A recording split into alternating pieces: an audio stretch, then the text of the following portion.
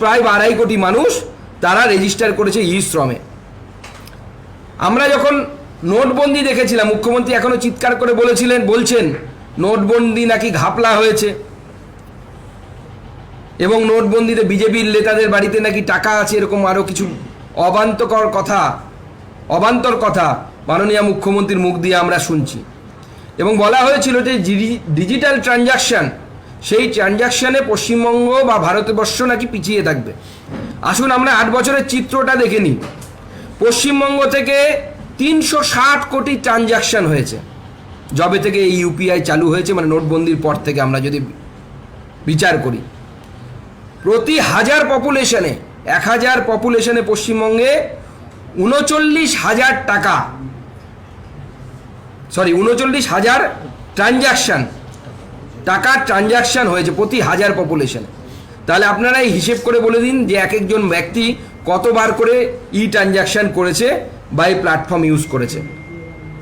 আমরা পশ্চিমবঙ্গে 3,665 kilometre national highway sanction হয়েছে এই কেন্দ্র সরকারের আমলে। প্রধানমন্ত্রী জনধন যোজনার মাধ্যমে 4.5 করোড় 4.5 কোটি মানুষ তারা ব্যাংকের অ্যাকাউন্ট খুলেছে এবং প্রায় 16,000 কোটি টাকা সেখানে ব্যালেন্স আছে এই মুহূর্তে। প্রায় 2,81,000 মানুষ, 2,81,00,000 মানুষ রুপে কার্ড ব্যবহার করছে। আমি সংখ্যাটা ভুল বলেছিলাম, 2 লক্ষ না, 2,81,00,000 মানুষ রুপে কার্ড ব্যবহার করছে, যা ডিজিটাল ট্রানজাকশানকে আবার প্রমাণ করছে যে পশ্চিমবঙ্গের মানুষ তাতে ইন্টারেস্টেড এবং তাতে অংশগ্রহণ করছে। পিএম কিষাণ সম্মান নিধি এখনো পর্যন্ত 47 লক্ষ ফার্মার তারা বেনিফিটেড হয়েছে আমরা যে তথ্য পাচ্ছি, এবং 3,576 কোটি টাকা তাদের কাছে পৌঁছানোর জন্য স্যাংশন হয়েছে। পিএম ভেন্ডার আত্মনির্ভর নিধি 10,000 টাকা করে 1 বছরের জন্য প্রকল্প চালু ছিল, আপনারা মনে করতে পারেন কোভিডের সময়। যারা রাস্তার ধারে ঠেলাওয়ালা, ফুচকাওয়ালা, যারা ছাতুর শরবত বিক্রি করেন, এই ধরনের যারা ভেন্ডার্স, তাদের জন্য 10,000 টাকা পর্যন্ত লোনের ব্যবস্থা ছিল। প্রথম দিকে মুখ্যমন্ত্রীর তরফে এবং এই সরকারের তরফে এই প্রকল্পকে বাধা দেওয়ার চেষ্টা করা হয়, তবুও 13,392 এই নাম্বার অফ লোন স্যাংশন হয়েছে পশ্চিমবঙ্গে। যদি প্রথম থেকে মাননীয় মুখ্যমন্ত্রীর বাধা না পাওয়া যেত তাহলে পরে আরও বেশি মানুষ এই প্রকল্পের মাধ্যমে উপকৃত হতেন। প্রধানমন্ত্রী মাতৃবন্দনা যোজনা, যার নাম পশ্চিমবঙ্গে যথারীতি পরিবর্তন করা হয়েছে। মুখ্যমন্ত্রী বলেন যে বাংলায় ভালো করে বোঝার জন্য নাকি নাম পরিবর্তন করে। এই শব্দগুলোর মধ্যে কোনটা বাংলা নয় আমি অন্ততপক্ষে বুঝতে পারছি না, আপনারা বুঝতে পারলে বলবেন। প্রধানমন্ত্রী মাতৃবন্দনা যোজনা, এখানে 13 লক্ষ বেনিফিশিয়ারি, 13,32,000 বেনিফিশিয়ারি এখানে এনরোল্ড হয়েছে এই প্রকল্পে পশ্চিমবঙ্গ থেকে শুধুমাত্র। উজালা যোজনা, যার মাধ্যমে এলইডি বাল্ব দেওয়া হয়, সেখানে 92 লক্ষ এলইডি বাল্ব এখনো পর্যন্ত ডিস্ট্রিবিউট হয়েছে এবং যার ফলে প্রতি বছর 479 কোটি টাকার বিল মানুষের বাড়ছে, পশ্চিমবঙ্গের মানুষের, বাঙালির 479 কোটি টাকার বিল বাড়ছে। প্রধানমন্ত্রী উজ্জ্বলা যোজনা, তাতে 1,16,00,000 যে বেনিফিশিয়ারিজ কানেকশন তাদেরকে দেওয়া হয়েছে শুধুমাত্র পশ্চিমবঙ্গের। এবং আমি আবার রিপিট করছি, এই উজ্জ্বলা যোজনায় সব থেকে বেশি পশ্চিমবঙ্গে উপকৃত হয়েছে আমার এই রাজ্যের সংখ্যালঘু পরিবারের মা বোনেরা, তারা সব থেকে বেশি উপকৃত হয়েছেন। পশ্চিমবঙ্গে 100 আয়ুষ ওয়েলনেস সেন্টার সেটা খোলা হবে, আয়ুষ সেন্টার খোলা হবে, এবং তার সাথে সাথে এই যে 11,000 রিক্রুটমেন্টের গল্প আমরা প্রথমে করলাম, যে গল্পের কথা প্রধানমন্ত্রী আমাদের রাজ্যের সরকার বড় মুখ করে বলছে, আসলে এই 100টি যে ওয়েলনেস সেন্টার হবে, এই ওয়েলনেস সেন্টারে কেন্দ্রের টাকায় 11,000 কর্মী নিয়োগ হবে। প্রধানমন্ত্রী আবাস যোজনা গ্রামীণ 34 লক্ষ হাউস এখনো পর্যন্ত স্যাংশন হয়েছে এবং 46,837 কোটি টাকা ফান্ড পশ্চিমবঙ্গের জন্য অ্যালোকেটেড হয়েছে। পশ্চিমবঙ্গ বঞ্চিত হয়েছে বলে আমাদের কোনো তথ্যেই বোঝা যাচ্ছে না। পশ্চিমবঙ্গের কতটা খারাপ অবস্থা আমরা এই পরের তথ্যটা থেকে বুঝতে পারছি। আপনারা জানেন যে বাড়ি বাড়ি জল পৌঁছে যাওয়ার জন্য মাননীয় প্রধানমন্ত্রী জল জীবন মিশন বলে একটা প্রকল্প চালু করেছেন। পশ্চিমবঙ্গ সরকার যদিও তার নাম পরিবর্তন করে অন্য নাম দেওয়ার জন্য চেষ্টা করেছিলেন। এই প্রকল্প চালু হওয়ার আগে পশ্চিমবঙ্গে মাত্র 1.21% বাড়িতে পাইপের কানেকশন ছিল, অর্থাৎ 100টি বাড়ির মধ্যে একটি বাড়িতে পাইপের কানেকশন ছিল। এই প্রকল্প সম্পন্ন হওয়ার পর 22.97% অর্থাৎ প্রায় 23% বাড়িতে হাউস হোল্ড ট্যাপ কানেকশন অর্থাৎ নলের মাধ্যমে জল পৌঁছবে এবং পশ্চিমবঙ্গ সরকার আশা করি এই প্রকল্পগুলোকে দ্রুত রূপায়ণ করবে। প্রধানমন্ত্রী আবাস যোজনা আরবান, যেটা প্রধানমন্ত্রী আবাস যোজনায় 6,93,000 হাউস অর্থাৎ বাড়ি স্যাংশন হয়েছে, যেটা গ্রামে গঞ্জে বা শহরে, ছোট শহরে লোকে মোদির বাড়ি বলে চেনে। এবং সবথেকে গুরুত্বপূর্ণ বিষয়, মাননীয় মুখ্যমন্ত্রী পশ্চিমবঙ্গের নির্বাচনের সময় চিৎকার করে বলতেন আমরা ভ্যাকসিন দেব, আমরা ভ্যাকসিন দেব। এবার দেখেনি পশ্চিমবঙ্গ কত ভ্যাকসিন পেয়েছে, কারণ একসময় আমরা শুনেছিলাম পশ্চিমবঙ্গকেও নাকি ভ্যাকসিন দেওয়ার ক্ষেত্রে বঞ্চিত করা হয়েছে। পশ্চিমবঙ্গকে 7,28,52,000 ফার্স্ট ডোজ দেওয়া হয়েছে। সেকেন্ড ডোজ এখনও পর্যন্ত দেওয়া হয়েছে, এটা কয়েকদিন আগের আমি পুরনো তথ্য বলছি, এখন আরও কিছুটা বেড়ে গেছে। 6,39,87,000 তার থেকেও বেশি সেকেন্ড ডোজ দেওয়া হয়েছে এবং এখনও পর্যন্ত 27 লক্ষ প্রিকশন ডোজ বা বুস্টার ডোজ পশ্চিমবঙ্গকে দেওয়া হয়েছে। পশ্চিমবঙ্গের জনসংখ্যা কত আপনারা জানেন এবং পশ্চিমবঙ্গ যে বঞ্চিত হয়নি এই তথ্যগুলো থেকে বোঝা যাচ্ছে। পশ্চিমবঙ্গের সুকন্যা সমৃদ্ধি যোজনায় প্রায় 13,44,300 জন মেয়ে এখনো পর্যন্ত তাদের নামে অ্যাকাউন্ট খোলা হয়েছে এবং গর্বের সাথে বলছি আমার 2 মেয়ের নামেও অ্যাকাউন্ট খোলা আছে এই প্রধানমন্ত্রী কন্যা সমৃদ্ধি যোজনায়। অর্থাৎ আমরা 8 বছরে মাননীয় প্রধানমন্ত্রীর নেতৃত্বে যে সর্বস্পর্শী যে ডেভেলপমেন্ট হয়েছে, উন্নয়ন হয়েছে, তার ছোঁয়া থেকে পশ্চিমবঙ্গ কিছুটা দূরে হলেও, যেহেতু ডবল ইঞ্জিন সরকার এখানে নেই, এই সরকারের ক্রমাগত বাধা দান, তারপরেও আমরা দেখতে পাচ্ছি পশ্চিমবঙ্গ সরকার তথা পশ্চিমবঙ্গের অধিবাসীগণ তারা মাননীয় প্রধানমন্ত্রীর এই সর্বস্পর্শী উন্নয়নের ছোঁয়া পেয়েছেন। আমাদের বিশ্বাস আগামী দিনেও পশ্চিমবঙ্গের সাধারণ মানুষ মাননীয় প্রধানমন্ত্রীর যে মন্ত্র, মূল মন্ত্র সবার সাথ, সবার বিকাশ, সবার বিশ্বাস এবং সবার প্রয়াস, এই সবার প্রয়াসের মধ্যে মাননীয় মুখ্যমন্ত্রীর প্রয়াসও প্রয়োজন আছে। সেই প্রয়াস যেন আগামী দিনে হয় আমরা সেই আশা রাখি এবং দুর্নীতিমুক্ত প্রয়াস, শুধুমাত্র কেন্দ্রের টাকা সাইফন করব বলে প্রয়াস যেন না হয়। এবার যদি আপনাদের কিছু প্রশ্ন থাকে।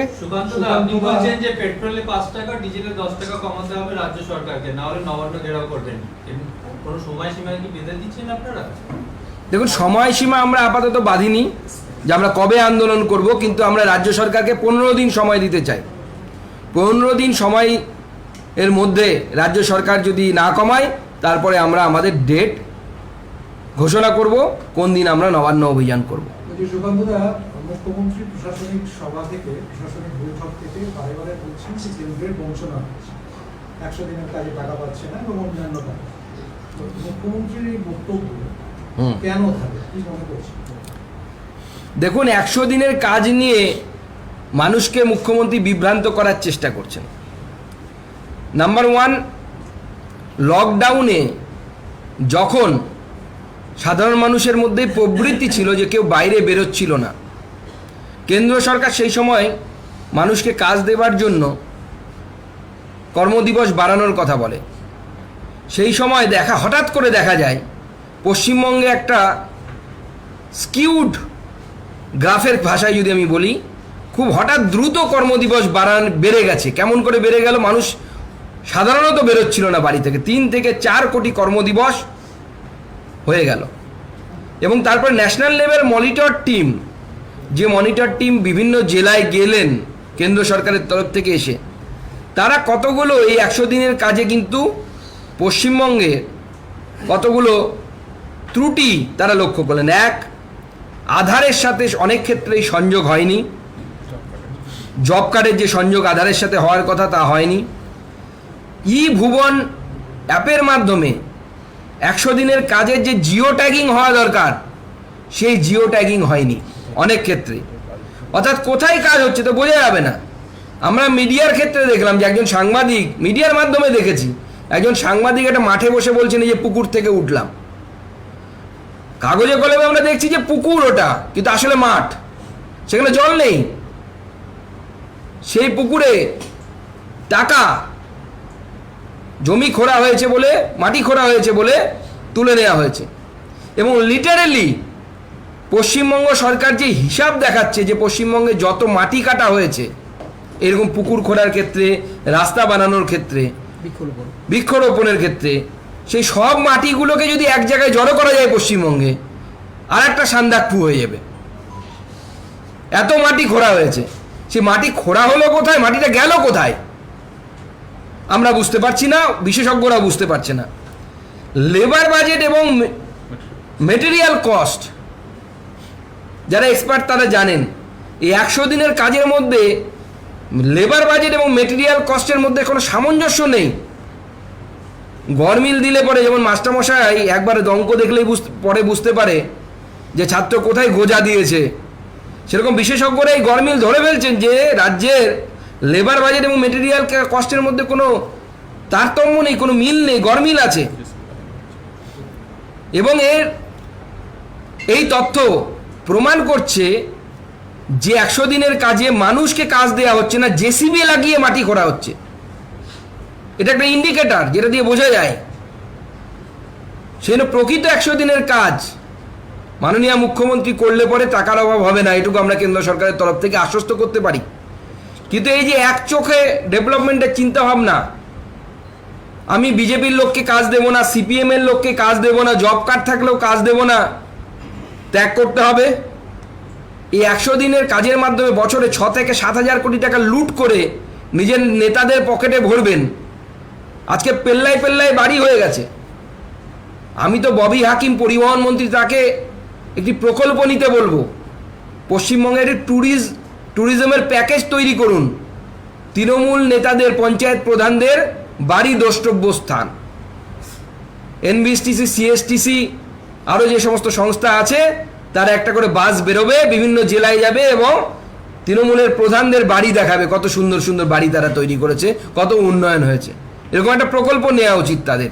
এই সব হচ্ছে 100 দিনের টাকা, সাধারণ মানুষের টাকা লুট করে পার্টি চালানো হচ্ছে। তৃণমূল পার্টিটা চলে গ্রামে গঞ্জে ওই 100 দিনের কাজে। এবং আমি গতকাল আমার নিজের সংসদীয় ক্ষেত্রে ছিলাম, আমি গ্রামে গেছি। সেই গ্রামে 100 দিনের কাজের যে একটা করে ফলক লাগানো হয় আপনারা জানেন, সেই ফলককে গ্রামবাসী উল্টো দিকে ঘুরিয়ে দিয়েছে। আমাকে দেখালেন সেখানে গ্রামবাসীরা, কেন সেই ফলকে লেখা আছে 3 লক্ষ টাকা খরচ হয়ে গেছে, রাস্তা হয়ে গেছে, রাস্তা নেই কোথাও। এইভাবে যদি 100 দিনের কাজ হয় তো সেই টাকা তো কেন্দ্র লুট করার জন্য দেবে না। এ তো জনগণের টাকা, জনগণের ট্যাক্সের টাকা। এটা তো আমার পকেটের টাকাও না, মুখ্যমন্ত্রীর পকেটের টাকাও না। জনগণের টাকা লুট করার অধিকার মুখ্যমন্ত্রীকে কে দিয়েছে? ডিসেম্বর মাস থেকে এই 100 দিনের কাজের টাকা পাচ্ছে না, এটা সত্যি ঘটনা। বহু জায়গায় এই যে ক্ষোভ জন্মেছে মানুষের মধ্যে, তাহলে উপায় কি? এবং সেই সঙ্গে মুখ্যমন্ত্রী বারবার বিভিন্ন সভা থেকে দাবি করছেন 99,000 কোটি টাকা কেন্দ্রের কাছে বকেয়া রয়েছে। দেখুন, মুখ্যমন্ত্রী যে বকেয়ার দাবি, এই লিস্ট যদি আপনি দেখেন, প্রথমে উনি বলবেন আমফানে এত হাজার কোটি টাকা। মুখ্যমন্ত্রী যেটা দাবি করছেন সেটাকে বকেয়া হিসেবে ধরে নিচ্ছেন। হ্যাঁ, উইশ লিস্ট আর কি, যাকে ইংরেজিতে বলে। আমি রাজ্য সরকারের কাছে যদি দাবি করি যে যে সমস্ত সরকারি কর্মচারী আছে তাদের ডিএটা তো বকেয়া, রাজ্য সরকার যদি ডিএ ঘোষণাও করে ভবিষ্যতে, যতদিন থেকে কেন্দ্র ঘোষণা করেছে পুরো বকেয়াটা দেবেন রাজ্য সরকার? দেয়। এবং এটা তো বকেয়াই ইয়ের ক্ষেত্রে, একজন সরকারি কর্মচারীর ক্ষেত্রে। কিন্তু মুখ্যমন্ত্রী কি করছেন, নিজে ধরে নিচ্ছেন আমার এত হাজার কোটি টাকা আমি চাই। অ্যাপ্রুভ কে করেছে সেটা? অ্যাপ্রুভ তো করেনি, মুখ্যমন্ত্রী নিজের উইশ লিস্টটাকেই ধরে নিচ্ছেন যে আমি এত হাজার কোটি টাকা পাবো। এবং অনেক ক্ষেত্রে বন্ধ হয়ে যাওয়া প্রকল্পেরও টাকা তিনি ধরে নিচ্ছেন, জেএনইউআরএম এর টাকা তিনি ধরে নিচ্ছেন, যে প্রকল্প বন্ধ হয়ে গেছে। তো স্বাভাবিকভাবে এরকম অনেক প্রকল্প আছে যে প্রকল্পগুলো বন্ধ হয়ে গেছে, মুখ্যমন্ত্রী তার বাজেট ধরে নিচ্ছেন, এই টাকা পাও না। মুখ্যমন্ত্রী কল্যাণী এইমসের চাকরি দুর্নীতিতে আগে সুভাষ সরকারের বিরুদ্ধে কল্যাণীর একটি থানাতে এফআইআর হয়েছে, কি বলবেন? এসএসসি নিয়ে হাজার হাজার এফআইআর হয়েছে। মানুষ বুঝে গেছে যে এই সরকারের শিক্ষামন্ত্রীরা অশিক্ষিত এবং চোর। হয়তো শিক্ষা দপ্তরের ট্যাগলাইন এরপরে চেঞ্জ হয়ে যাবে, চুরিবিদ্যা মহাবিদ্যা যদি না পারো ধরা। আগে আমরা বিভিন্ন ট্যাগলাইন দেখতাম, সা বিদ্যা ইয়া বিমুক্তায়। পশ্চিমবঙ্গ সরকারের শিক্ষা বিভাগের এবার ট্যাগলাইন এটাই হবে, চুরিবিদ্যা মহাবিদ্যা যদি না পারো ধরা। তো স্বাভাবিক সেখান থেকে চোখ ঘোরানোর জন্য রাজনৈতিক উদ্দেশ্য প্রণোদিতভাবে এই এফআইআর করা হয়েছে তৃণমূলের তরফ থেকে। যার হয়ে গেছে অন্যজনকে চান্স দিন। 100 দিনের প্রকল্প নিয়ে বলছিলেন, জেলাতে একটি কর্মী সভা, একটি প্রশাসনিক সভা, একটি কর্মী সভাতেই মমতা বন্দ্যোপাধ্যায় বলছেন সামনে পঞ্চায়েত ভোট, বিজেপি নেতারা প্রচার করতে গেলে সেখানে আপনারা বলবেন যে 100 দিনের টাকাটা আগে দিন, ঢুকতে দেবো না। এটাকে আপনারা ট্যাকেল করবেন কিভাবে? এটা তো আপনাদের প্রচারের ক্ষেত্রেও একটা বাধা তৈরি হতে পারে, এই বিষয়টা কিভাবে দেখছেন? দেখুন, আমরা গ্রামের লোকেদেরকে বলবো, তৃণমূল কংগ্রেসে যে সমস্ত নেতারা পেল্লায় পেল্লায় বাড়ি বানিয়েছেন তাদের কাছে চলে গেলেই তার 100 দিনের টাকা, কাজের টাকা পেয়ে যাবেন। ওই বাড়িতেই গচ্ছিত আছে ওই টাকা। এই 11 বছর ধরে যে পরিমাণ টাকা মেরেছেন, সে মৃত ভাদু শেখ থেকে শুরু করে যে কোনো পঞ্চায়েত প্রধানের বাড়ি যান, যে কোনো জেলাতে, আপনারা তাহলে পরে সেই টাকার সন্ধান পেয়ে যাবেন, সেই টাকা কোথায় গেছে। মুখ্যমন্ত্রীকে বলুন তার নিজের দলের লোকেদের যে টাকা তারা লুট করেছে সেই টাকা ছাড়তে, বাড়ি বন্ধক দিয়ে তাদেরকে টাকা মেটাতে বলুন, কারণ এটা জনগণের টাকা, সেই টাকাতেই বাড়ি তৈরি হয়েছে। বলছি, আজকে সিবিআই দপ্তরে হাজিরা দিলেন অনুব্রত মণ্ডল। 15 দিন সময় চেয়েছিলেন, কিন্তু তার আগেই দ্বিতীয়বার নোটিশ পাওয়ার পরে আজকে হাজিরা দিলেন। কি বলবে ওনারা এই হাজিরা সম্পর্কে? ভোট পরবর্তী হিংসা মামলায় হাজিরা। দেখুন, এটা তো ওনার বিষয়, আমাদের কোনো বিষয় নেই। উনি সুস্থ হয়ে উঠেছেন হয়তো, কিন্তু রাজ্যের স্বাস্থ্য ব্যবস্থা আর একটু ভালো হওয়া প্রয়োজন। এবং এই সিবিআই তদন্ত হলো বলে আমরা জানতে পারলাম আমাদের তৃণমূল কংগ্রেসের নেতারা কতটা মহান, তাদের কত বড় বড় রোগ, সব কিছুকে চেপে রেখে জনগণের কাজ করে যাচ্ছিলেন এতদিন। এই যে ভোট পরবর্তী হিংসা মামলায় যে ওনার নাম এসেছে, স্বাভাবিক আসবেই তো। যে ব্যক্তি তাদের বিরোধীদেরকে চড়াম চড়াম, গরু বাতাসা খেলা হবে, এই সমস্ত শব্দগুচ্ছ ব্যবহার করেন, তার আচরণ, পুলিশকে বোম মারো এই সমস্ত কথা বলে, তো তাকে পোস্টপোল ভায়োলেন্সের ক্ষেত্রে তদন্তে সিবিআই ডাকবে, এটাই তো স্বাভাবিক। সুকান্ত, কেকের মৃত্যু নিয়ে কি বলবেন? যেভাবে মারা গেলেন এ রাজ্যে দেশে, দেখুন, প্রথমত ভিড় হয়েছিল একটা করোনার সময়, রাজ্য সরকারের একটা প্রিকশন আছে যাতে ভিড় জমায়েত না হয়। কেকের মৃত্যুর পেছনে কি তৃণমূল ছাত্র পরিষদ আছে বলে মনে করছেন আপনি? আর এটা কি খুনের অভিযোগ করছে? ফার্স্ট অফ অল, এটা হচ্ছে totally administrative failure of the state of West Bengal. প্রশাসনিক ব্যর্থতা, চরম ব্যর্থতা। ভারতবর্ষের একজন প্রখ্যাত সঙ্গীত শিল্পীকে কিছু প্রশাসনিক কর্তা এবং সরকারের অপদার্থতার জন্য আমরা হারালাম। বাংলা তথা বাঙালির লজ্জায় মাথা হেট হয়ে গেল। যা হলের ক্যাপাসিটি তার থেকে বেশি লোককে জোর করে ঢোকানো হয়েছে। ফায়ার এক্সটিংগুইশার সেখানে স্প্রে করা হয়েছে। দুটো দলের মধ্যে মারামারি হয়েছে, একজনের হাত ভেঙেছে, এবং তারপরেও এসি কাজ করছিল না। আস্তে আস্তে সোশ্যাল মিডিয়ায় আরও বেশ কিছু ভিডিও আমরা দেখছিলাম যাতে এই ধরনের ঘটনাগুলোর সপক্ষে প্রমাণ পাওয়া যাচ্ছে, এবং এমন একটা সিচুয়েশন ক্রিয়েট করা হলো যাতে কোনো ব্যক্তির যদি কোনো কোমরবিডিটি থাকে, ধরুন কারো হার্ট দুর্বল বা অন্য কোনো রোগ আছে, আমরা জানি না তার কোনো অসুস্থতা ছিল কি না, তার মৃত্যুকে যাতে ত্বরান্বিত করা যায়, এই ধরনের কোমরবিডিটিকে যাতে ত্বরান্বিত করা যায়, সেই ধরনের একটা পরিবেশ নির্মাণ হয়েছে। এবং এর তদন্ত হওয়া উচিত। ওনার আত্মার আমরা শান্তি কামনা করি, ওনার পরিবারের পাশে আমরা আছি। ওনার পরিবার যদি আইনি পথে এর মোকাবিলা করতে চায়, তাহলে পরে আমাদের সাহায্য যদি প্রয়োজন মনে করেন, আমরা সহযোগিতা করতে চাই। আমরা চাই এর নিরপেক্ষ তদন্ত হোক, কারা দায়ী এই রকম একটা ট্যালেন্টকে আমরা অকালে হারালাম, তার জন্য কারা দায়ী, এবং বাংলার মাটিতে হারালাম, যে বাংলা শিল্প সংস্কৃতি মানুষদেরকে আলাদা চোখে দেখে। এখানে আমরা মর্মাহত এবং বাঙালি হিসেবে লজ্জিত। আপনি তৃণমূল পরিষদকে দায়ী করছেন? তৃণমূল ছাত্র পরিষদকে কি দায়ী করছেন এর জন্য? অর্গানাইজাররা দায়ী। কারা দায়ী অর্গানাইজার ছিল এই বিষয়ে তদন্ত হওয়া উচিত। তৃণমূল ছাত্র পরিষদ যদি এই অনুষ্ঠান করে থাকে, যেটা আমরা জানতে পারছি ওই কলেজে, প্রথমে তো প্রশ্ন উঠবে একটা ছাত্র সংসদ এত বড় প্রোগ্রাম করার টাকা কোথা থেকে পায়, তার আগে তদন্ত হওয়া উচিত। সেই টাকা কারা দিলেন? আচ্ছা সুকান্ত দা, আপনি নিশ্চয়ই জানেন কেন্দ্রীয় স্বরাষ্ট্রমন্ত্রী অমিত শাহ তিনি সংসদে একটি কথা বলবার পরে বিতর্ক তৈরি হয়েছিল, বাঙ্গাল মে যাওগে তো মার যাওগে।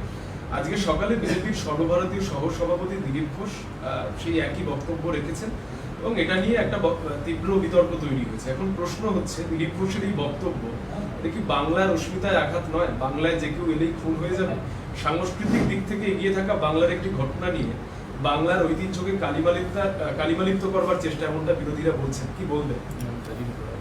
দেখুন, এর আগে আমরা বাংলার মাটিতে তো দেখেছি যে বাংলার সর্বশ্রেষ্ঠ সাংসদ সেলফ প্রোক্লেম, তার এলাকাতে যখন একটি সর্বভারতীয় দলের সভাপতি তিনি যখন যান, তার কনভয়ে হামলা হয়।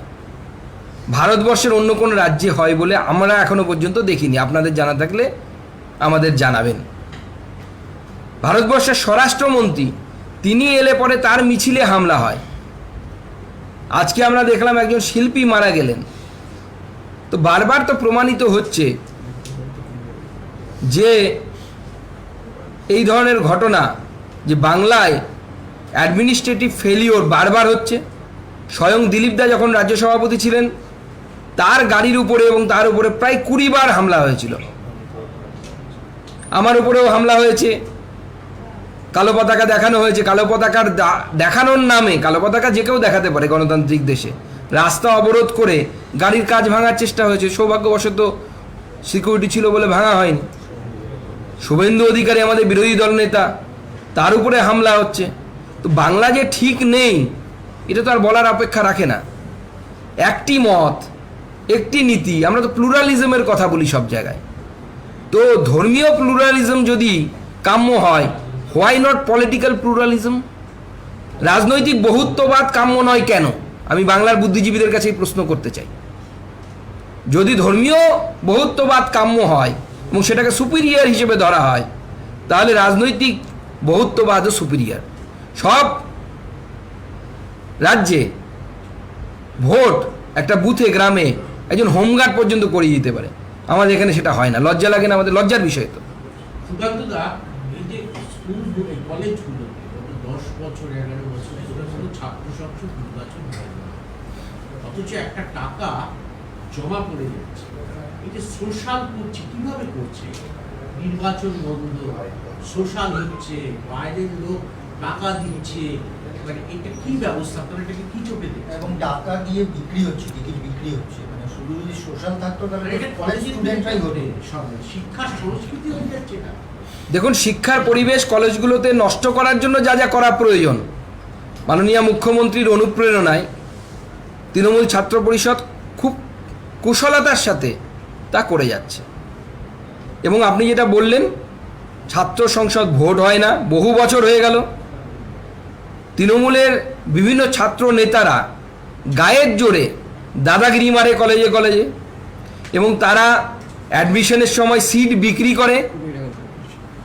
এক একজন ছাত্র নেতার সম্পত্তি দেখলে মাথা খারাপ হয়ে যাবে। আমি নিজে বিশ্ববিদ্যালয়ে যখন পড়িয়েছি, আমরা সেই সময় ছাত্র নেতাদের একজন ছাত্র নেতাকে আমি নিজে দেখেছি, তিনি তিনি বলা উচিত না, ছাত্র আমার বয়সে ছোট, যে টাকার দামের জামা পরে আসতেন, আমি একজন অধ্যাপক হয়েও সেই দামের জামা কিনতে পারতাম না, সম্ভব ছিল না। অনলাইন ভর্তি প্রক্রিয়া বাতিল করা হলো, এবং অনলাইনে করা হলেও তার মধ্যে স্বচ্ছতার অভাব থাকছে বিভিন্ন জায়গায়, যেখানে যেখানে চেষ্টা করা হচ্ছে। পুরো ব্যবসাটাকে, পুরো শিক্ষা ব্যবস্থাটাকে ব্যবসায় পরিণত করা হয়েছে। হ্যালো করি মাখো তেল, সরকারিভাবে কিছু লাভ হচ্ছে না, সরকার কোনো পয়সা পাচ্ছে না। তৃণমূল কংগ্রেসের নেতারা, ছাত্র পরিষদের নেতারা টাকা লুট করছে, আর বিভিন্ন জায়গায় এই সোশ্যালের নামে বিভিন্ন রকমের অবৈধ কাজ কারবার চলছে। এবং এত টাকা, এত বড় একজন শিল্পীকে আনার টাকা একটা ছাত্র সংসদ কিভাবে পায়? আমার মনে হয় এটা সব থেকে প্রথমে এই প্রশ্নটি করা উচিত, যে এই প্রশ্নটি ওঠা উচিত বাংলার সুধীজনেদের কাছে বা তাদের তরফ থেকে, যে একটি ছাত্র সংসদ এত বড় শিল্পীকে আনতে তো কম টাকা লাগে না, এত টাকা পায় কোথা থেকে?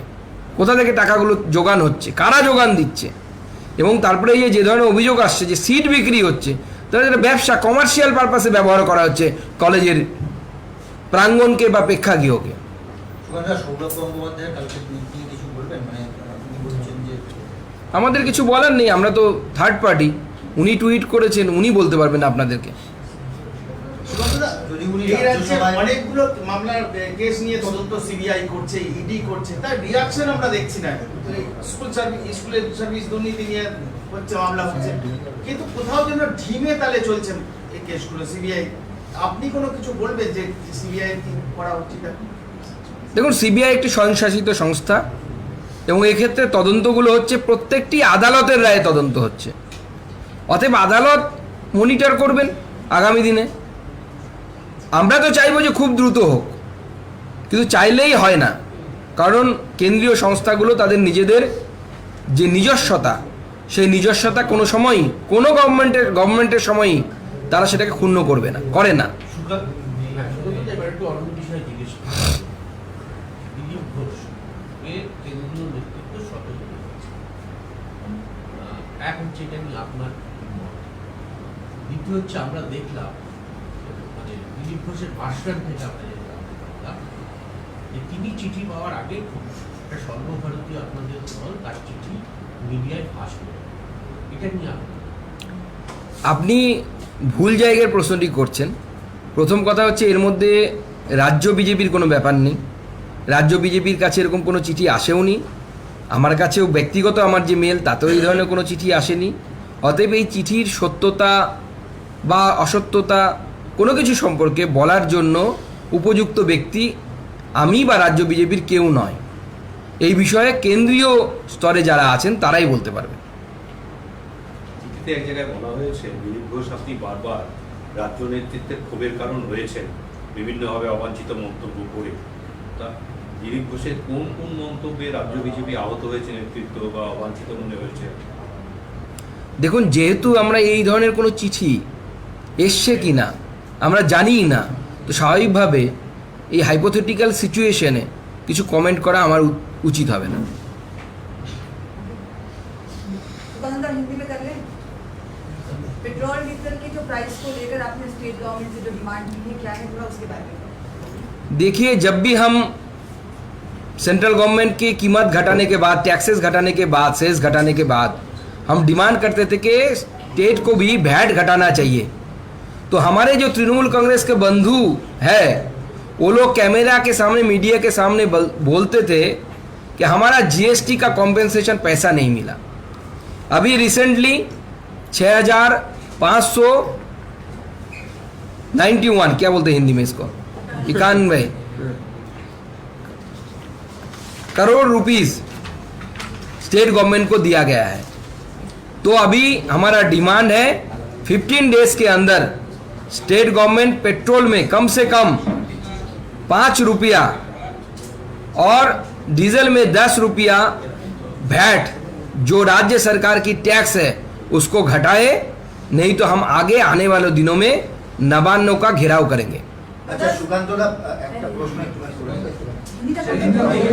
हिंदी हो जाए। सेंट्रल पैसा नहीं दे रही, फंड नहीं मिल रहा है, ऐसा टीएमसी का कहना, मतलब स्टेट गवर्नमेंट का कहना, और आने वाले दिनों में 5 और 6 को बूथ लेवल में प्रोटेस्ट भी किया जाएगा। देखिए, 100 दिन के काज या एनआरईजीएस जिसे बोलते हैं, उसमें पूरी तरीके से घोटाला हुआ है। हम अगर देखें कि लॉकडाउन के समय जब सेंट्रल गवर्नमेंट ने काम बढ़ाने के लिए बोला था, उस समय सडनली देखा गया पश्चिम बंगाल में 3-4 करोड़ कर्म दिवस जिसे बोलते हैं वो बढ़ा दिया गया। और नेशनल लेवल की जो मॉनिटर टीम है उन्होंने यहाँ पे आके देखा कि जॉब कार्ड का आधार के साथ लिंक नहीं किया गया। ई भुवन ऐप के द्वारा जो जियो टैगिंग होना चाहिए या कहाँ पे काम हो रहा है, आप बोल रहे हैं कि हम एक पोखर खोद रहे हैं, तो वो कहाँ पे हो रहा है, उसका ई भुवन ऐप के द्वारा जियो टैगिंग होना मैंडेटरी है। ये नहीं हुआ। इसके वजह से मीडिया के बंधुओं के द्वारा दिखाया गया है कि खेल के मैदान को, जो मैदान है अभी भी, उसको दिखा दिया गया कि इट इज अ पॉन्ड, और पैसा चला गया अकाउंट में। तो पूरी तरह से धांधली हुआ है। और सबसे बड़ी जो बात है, जो लेबर बजट और मटेरियल कॉस्ट है, इसमें कोई तालमेल नहीं है। इससे प्रमाणित हो रहा है कि पूरे काम को जेसीबी के द्वारा किया गया है। लोगों को, जो लोग काम मांग रहे हैं, उनको काम नहीं दिया जा रहा है, और जेसीबी के द्वारा काम करा के तृणमूल कांग्रेस के जो कैडर है गांव में, उनके अकाउंट में पैसा दिया गया है। राज्य सरकार को चाहिए, गांव के लोगों को चाहिए कि वो तृणमूल कांग्रेस के जो नेता है गांव के पंचायत लेवल में, जो बड़े बड़े महल बना के बैठे हुए हैं, 100 दिन का पैसा, एनआरईजीएस का पैसा लूट करके, भादु शेख जैसे बहुत ऐसे शेख भी है, बहुत ऐसे सेठ भी है, जिन लोगों ने इतना बड़ा बड़ा राजमहल तैयार करके रखा गांव के बीच, उसको नीलाम करके पैसा देना चाहिए लोगों को। दादा, बिहार में जल्दी कास्ट बेस्ड सेंसस किया जाएगा, लगता है वेस्ट बंगाल में भी ऐसा होना चाहिए। ठीक है, तो पश्चिम बंगाल की सरकार इसमें डिसीजन लेगी। अभी पश्चिम बंगाल के सामने ये नहीं आया, ऐसा कुछ प्रपोजल अभी तक पश्चिम बंगाल के क्षेत्र में। तो पश्चिम बंगाल में और बिहार में दोनों में अंतर है, आपको पता है। आगे आने वाले समय में इसमें देखा जाएगा। मगर कॉमन सिविल कोड को लेकर के काफी चर्चे में है सेंट्रल गवर्नमेंट। आगे आने वाले जो सेशन है उसमें सरकार बताएगी इसमें बिल आएगी कि नहीं आएगी। लेकिन ये तो ठीक है, हम ये तो सही है कि हमारे संविधान में ये एश्योरेंस दिया गया है, जाति धर्म इसके भेद किए बिना सबके साथ एक जैसा व्यवहार किया जाएगा। तो इस हिसाब से तो सबके लिए तो यूनिफॉर्म सिविल कोड होना चाहिए। बहुत समय का डिमांड है, और बाबा साहेब अम्बेडकर की भी ये डिमांड थी कि ये यूनिफॉर्म सिविल कोड होना चाहिए, आना चाहिए। तो बंगाल में भी इसको जल्द से जल्द इम्प्लीमेंट किया जाएगा दादा? बंगाल में भी इसका असर देखा जाएगा? देखिए, अगर केंद्र सरकार रूल लाती है तो स्वाभाविक है पूरे देश में होगा। ऑलरेडी उत्तराखंड में एक एक्सपर्ट कमेटी गठन किया गया, आपको पता है। तो उत्तराखंड में एक्सपर्ट कमेटी रिपोर्ट देगी और वो स्टेट यूनिफॉर्म सिविल कोड लागू करेगा। आगे आने वाले दिनों में ये तो होना चाहिए, हमें लगता है, क्योंकि समय के साथ जब एजुकेशन बढ़ता है तो लोगों, कोई भी राष्ट्र कोई रिलीजियस रूल से नहीं चल सकता। एक सबके लिए समान संहिता संविधान के अनुसार लागू होना चाहिए। नजरुल मंच में जो प्रोग्राम के दौरान भी इसमें हुआ, ऐसा एलिगेशंस भी है, who will be responsible for that according to you? Obviously, first of all, the organizers, they are the most responsible person. और यहाँ पे जो हमें पता चला है कि टीएमसी के जो छात्र परिषद के जो यूनिट है, लोकल यूनिट, वो इसके ऑर्गेनाइजर थे। उनके तरफ से पूरी अनदेखी की गई, भीड़ जुटाया गया, कैपेसिटी के ज़्यादा 7,000 लोगों को घुसाया गया, ऐसा क्लेम आ रहा है, जहाँ पे कैपेसिटी सिर्फ 2,000 की है। और एडमिनिस्ट्रेशन, पुलिस किस लिए है? पुलिस को ये देखना चाहिए था कि ऐसी जगह पे 7,000 लोग कैसे घुस सकते हैं। उसके साथ टीएमसी का जो कल्चर है वो भी वहाँ पे दिखाई दिया। दो गुटों के बीच मारामारी, फायर एक्सटिंग्विशर को ऑन कर देना, लोगों के सिर पे वो फायर एक्सटिंग्विशर को ऑन करके उसको चलाना, और एसी भी नहीं काम कर रहा था, ऐसा वीडियो फुटेज सोशल मीडिया में बहुत आ रहा है। तो पूरी तरीके से ये एडमिनिस्ट्रेटिव फेलियर है। दादा, जमीयत उलमा हिंद ने भी इसका बाइकआउट करते हुए कहा है कि एनआरसी और सीए को हम ये कर सकते हैं, बट कॉमन सिविल कोड को हम एक्सेप्ट नहीं करेंगे। इसके लिए आंदोलन पर उतरना पड़े तो उतरेंगे। उनको जो करना है करने दीजिए, डेमोक्रेटिक देश है, जो आंदोलन करना चाहते करना चाहिए। लेकिन ये अभी हमें लोगों से पूछना चाहिए कि after 75 years of independence we discriminate the people on the basis of religion? क्या हमारे 75 साल होने के बाद ये बंगाल नहीं पूरे देश के बुद्धिजीवियों से प्रश्न करना चाहिए कि क्या रिलीजियस बेसिस के आधार पर लोगों के भी अंदर, नागरिकों के अंदर डिस्क्रिमिनेशन होना चाहिए कि नहीं होना चाहिए? ইউনিফর্ম সিভিল কোড নিয়ে আপনাদের সরকার, কেন্দ্রীয় সরকার কিছু ভাবছে কিনা, কোনো পদক্ষেপ নিচ্ছে কিনা? আমাদের উত্তরাখণ্ড সরকার এক্সপার্ট কমিটি তৈরি করেছে, আপনারা জানেন। এই মুহূর্তে আমাদের কাছে এই ধরনের কোনো ইন্ডিকেশন এখনো আসেনি কেন্দ্রীয় সরকারের তরফ থেকে। তবে ভারতবর্ষের বিভিন্ন সেক্টর থেকে এই ডিমান্ড আসছে। ভারতবর্ষের বুদ্ধিজীবীদের একটা বড় অংশ এবং তার মধ্যে মুসলিম বুদ্ধিজীবীরাও আছেন, তারা অনেকেও ডিমান্ড করছেন যে ধর্মের বেসিসে আলাদা আলাদা নিয়ম হওয়া উচিত নয়। ভারতের সংবিধান অনুসারে সমস্ত নাগরিকদের জন্য একই রকম নিয়ম হওয়া উচিত, কারণ সংবিধানকে মেনে এই দেশ চলে, কোনো ধর্মগ্রন্থকে মেনে এই দেশ চলে না।